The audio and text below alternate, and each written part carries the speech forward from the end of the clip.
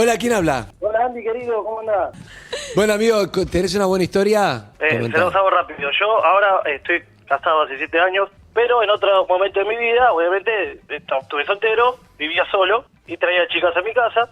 Veía a las chicas y, bueno, obviamente con el consentimiento de ellas, yo a veces filmaba el acto. Con la computadora. No sé, después capaz lo veíamos, a veces no, Claro. pero quedaba ahí guardado. Después, bueno, pasó el tiempo, quedaron los videos guardados en la computadora. Me junto con mi mujer, todo bien, pasan los años, y la computadora se me rompe, ¿viste? Sí. No sé qué le pasaba. Cuestión, mi suegro es un gran reparador de PC. No. Mira qué picardía. Me agarra a mi mujer y dice, escuchame una cosa. No.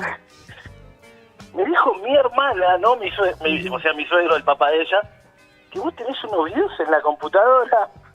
Bravo, perfecto. Fin del debate presidencial. ¿Tienes Está material para escribir vos o no? No, en absoluto. Vos te das cuenta. Ya lo ¿no? tenía Con escrito, todo esto que boludo. pasó recién, ¿no? Hernán, estas medialunas ¿Estás están dando eso? ¿En serio? llenas de almíbar. Me acabo de llenar, mira, tengo la mano Me llena de estás almíbar. dando. El otro día me diste un paquete entero, ahora me estás dando 2. Sí, porque... Son las 11 de la mañana, le digo Sí. a la gente. Son las 11 de la mañana, tengo 1 hora sola Sí. y es muy probable que no tenga tiempo para escribir y que venga con un cuento viejo, pero lo voy a intentar. Lo voy a intentar. Y ahora tenemos que hacer. Espérate, Anita, escúchame. Tengo 1 hora sola, muy pocos temas y la enorme posibilidad de que sea un cuento repetido. No, deja... Lo Hernán, digo. ¿estás haciendo esto a propósito para volver con un cuento espectacular? No, Porque estás no. bajando mucho la vara para que después... 1 hora. Dale, chao. Se llama así. Se llama ¿Tenés más de esto, gordito? Se llama. Ok. Y puedo contar la historia porque Hugo y Elena ya no están en este mundo, lo tuve que averiguar. Yo sabía que Hugo había muerto, no sabía si Elena había muerto. Y no hubiera contado esto si uno de los dos estuviera vivo, porque me daría mucha vergüenza, pero no están entre nosotros. Yo era muy amigo del hijo de este matrimonio, de Agustín Feli. En la primaria me encantaba ir a la casa de Agustín a tomar la leche porque sus padres eran muy distintos a los míos, Hugo y Elena. En mi casa era todo normal y conservador. Chichita y Roberto eran bastante adultos o habían madurado pronto y yo no les podía hablar de cualquier tema. En cambio, Hugo y Elena, los padres de mi amigo Agustín Feli, ya eran viejos porque tenían 30 y pico, que eso eran viejos para nosotros, pero parecían más jóvenes, tenían algo, otra onda. Escuchaban otra música, compraban otros muebles. Mis viejos tenían muebles aburridos, marrones, bastante comunes en casa. Los padres de Agustín tenían sillones de colores, mesas bajitas, velas prendidas. Mis papás escuchaban a Julio Iglesias, a Roberto Carlos. Esta gente escuchaba a Manal, Spinetta. Los padres de Agustín tenían un negocio de fotografía Kodak y ahí se revelaban todas las fotos del pueblo.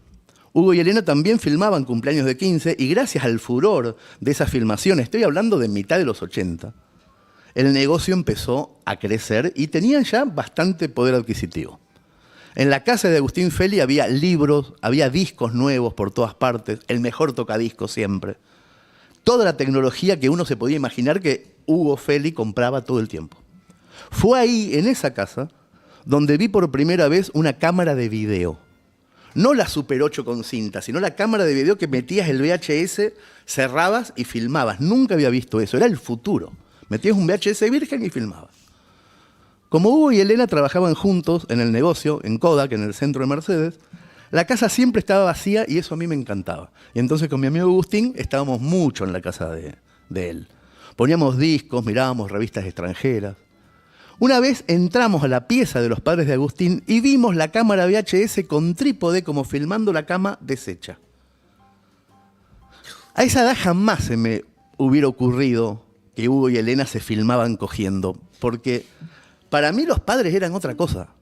Eran gente vieja que hablaba de que no hay plata y que te fajaba, nada más que eso eran los padres. Mis padres eran así, por lo menos. Cuando vi la cámara y el trípode en la pieza de Elena y Hugo, no sé qué pensé, pero jamás se me pasó por la cabeza algo sexual.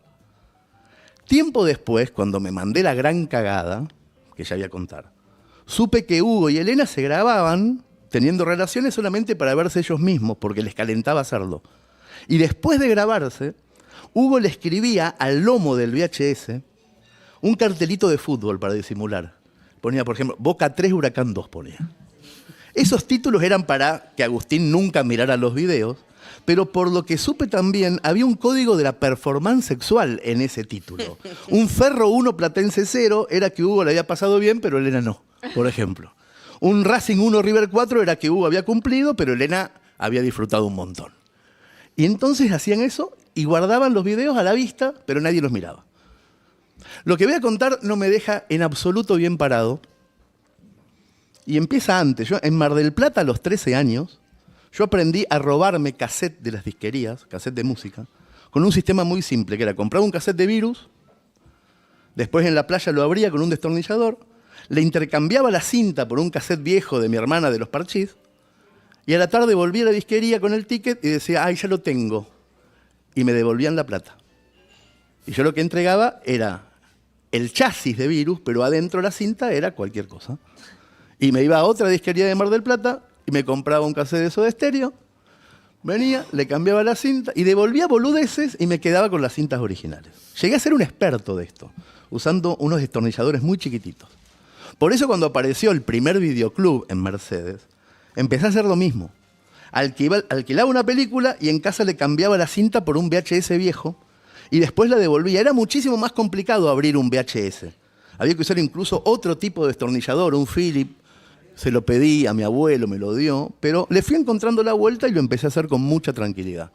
No quiero generar expectativa porque ya está claro lo que pasó. Como no teníamos en casa muchos VHS vírgenes, una tarde fui a tomar la leche a lo de Agustín Feli con una mochila y me llevé 4 de fútbol del padre. Había tantos que entendí que nunca se iba a dar cuenta.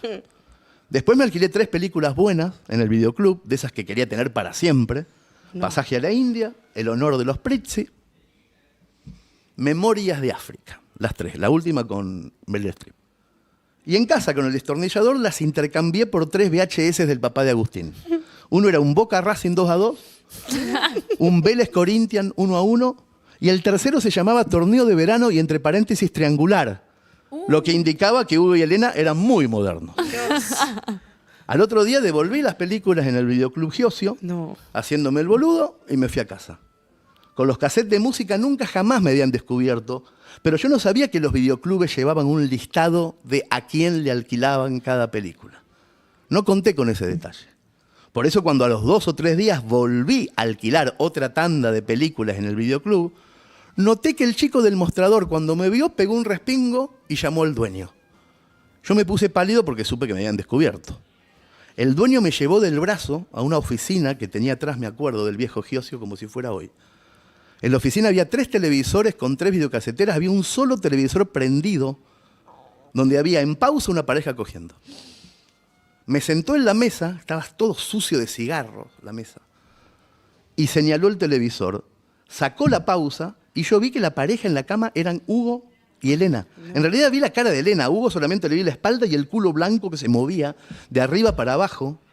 No entendí nada. Durante unos segundos no relacioné lo que ese hombre me mostraba con mi propia estafa.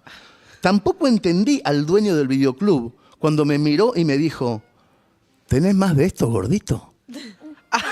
Mejor que tengas, me dijo, porque si no le cuento a tu papá que sos un estafador. Tráeme más de esto, me dijo.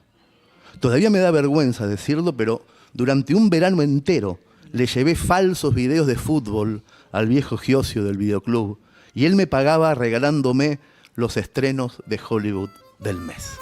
No puedo creer. Muchas gracias.